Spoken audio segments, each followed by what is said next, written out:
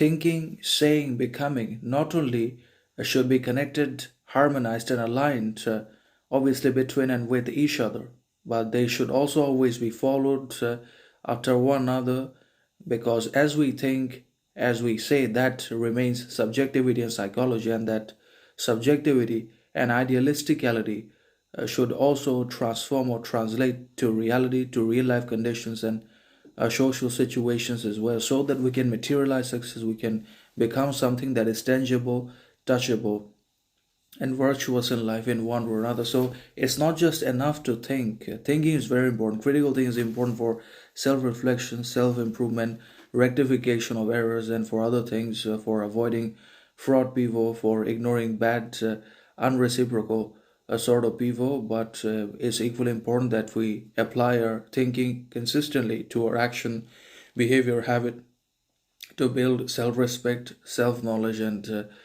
consciousness, self-discipline, control, and other virtues in one or another. And it's also very important that as we engage in thinking, we do not think too much, because the moment we think too much, and our brain or mind gets cluttered, blocked, and we become incapable of doing anything in practicality. All the designated or assigned planned tasks, aims, goals remain unfulfilled, unaccomplished in life, not because we're bad, not because we're uneducated, basically bad or unworthy in life, but because we think too much about too many things that are not so important, significant, worthy in life to be thought about, and then we inevitably suffer from the consequences of our overthinking and self destructive behavior, as everyone does in the modern society, in one way or another. So it's about thinking less.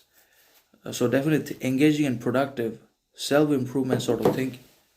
Productive thing is very important for improvement in one way or another. So we can say all we want, but we need to engage in productive, progressive sort of thinking that increases society, that improves our behavior, corrects our attitude, and basically enhances a collective cohesion in the world in one or another. So that is what we try to do. That as we are thinking, we should be becoming also. As we think, we should try to become all that also. That is productive, authentic, desirable for us. By checking our thinking, controlling our emotions, so moderating our impulses, and disciplining our passions also. So we need to first control ourselves.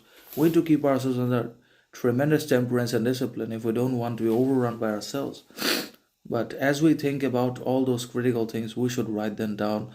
We should try to become all that also in reality. Then only our thinking becomes useful. When we do not think too much, then that becomes success.